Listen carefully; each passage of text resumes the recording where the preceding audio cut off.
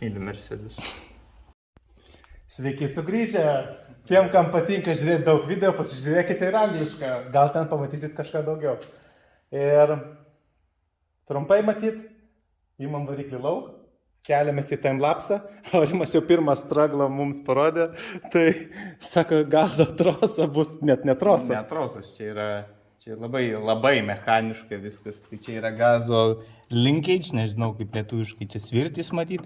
Tai va, čia žodžiu, nuo pedalo šitas svirtis ateina ir eina ten iki sklendės ir žodžiu, čia tai veikia. Nežinau kaip jie atjungti. Bet pirmas žingsnis, aš kaip suprantu vis tiek. Nuimam kapotą.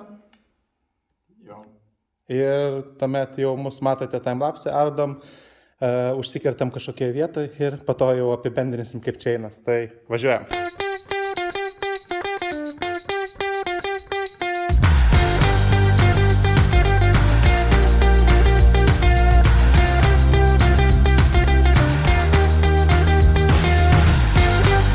Tai va, su Aurimėliu vargstam.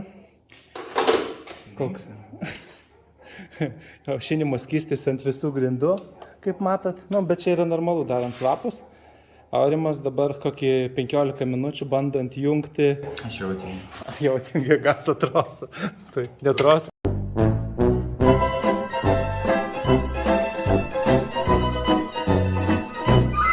Tai pabiškai visi dalykai šalinasi iš variklio skyriaus ir nežinau, dabar kelsimės vėl timelapsą ir tikėkime jau matysite tuščią šitą erdvę, bet mes nepažadam. Bet bandom.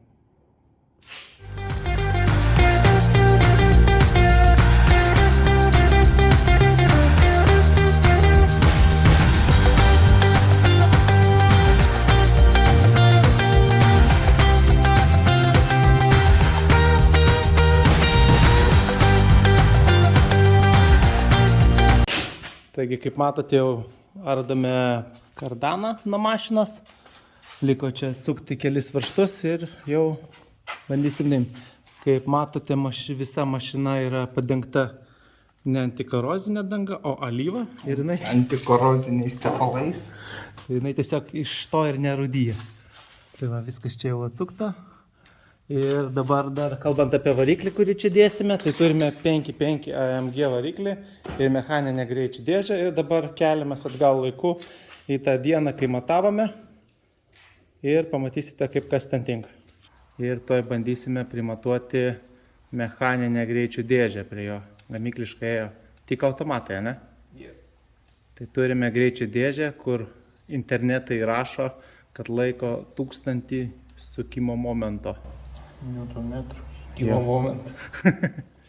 Tai to uždėsim sankabą, viską ir pasižiūrėsim, ar iš tiesų ten tinka, kaip rašo internetai. Tai pradėsim nuo dalykų pačių pirmutinių.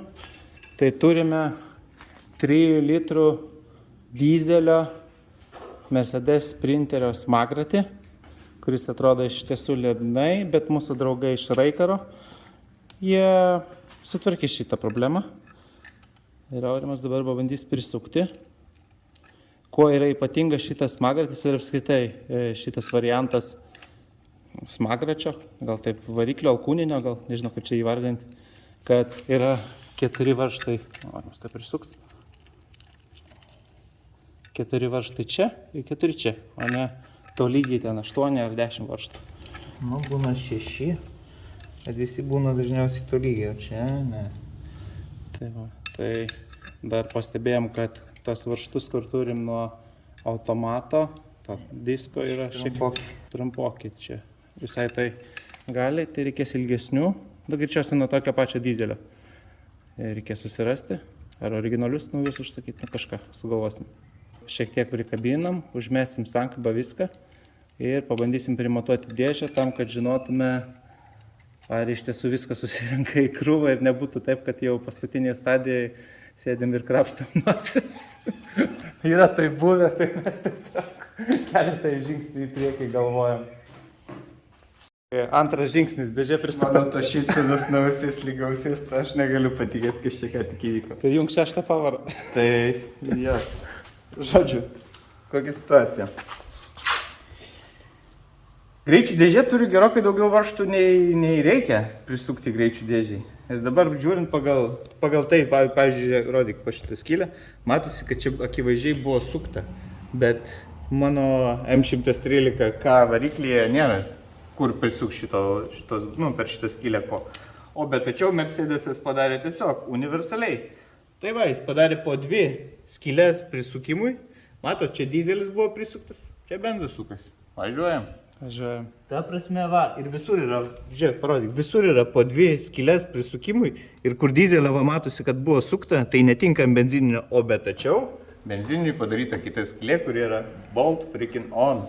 Tai dabar ką darysim, nuimsim, duodam restauruot ir po biškį ruošiamės variklio įkelimui į kėbulą.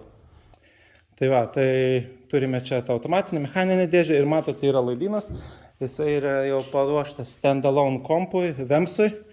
Taip, jį kaip ir galima jau dėti. Ir dar nepaminėjom, tai kaip visada didelis ačiū mūsų bičiuliui Raimiui iš Raikaras. Jis pagamino mums smagratį ir sankabos komplektą, kuris turėtų laikyti visą tą galę, kurią duos tas variklis. Na, o jeigu ne, nu, tai teks pasidaryti dar geresnę. Lupam kardaną.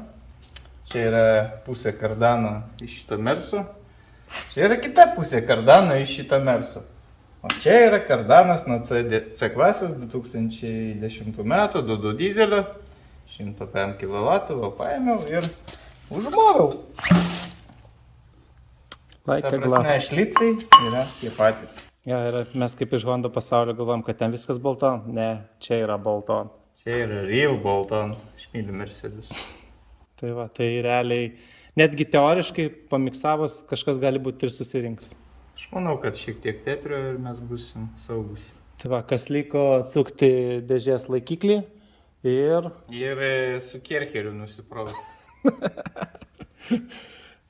Nežinau, šiandien turime apie 30 laipsnių šilumos ir, nežinau, sunku. Bet gal praustis bus lengviau, nes prakaituojam daug purvo. Gerai, einam lupt variklio, jau vakaras ateina.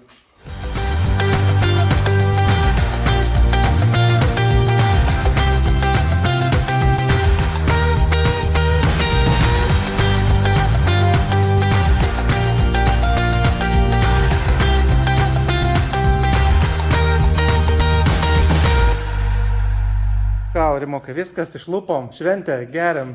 Ta prasme, buvo tikrai gančia, aš nežinau. Žiauriai sunkiai, žiauriai. Ir atkreipkite dėmesį, čia matyt, jeigu viską išspausti, užtektų variklio keitimui, alyvos keitimui. Nes čia belekas. Katastrofa. Aurimas rankos faktiškai tokias pat juodas kaip Maikutė. Tai Maikutė irgi turbūt tokia būtų, tiesiog, kad jinai užkart startavo juoda. Tai va, tai variklis 100, jeigu kam reikia tokio variklio, parašykite asmeninę žinutę. Tikrai jis mums nebereikalingas.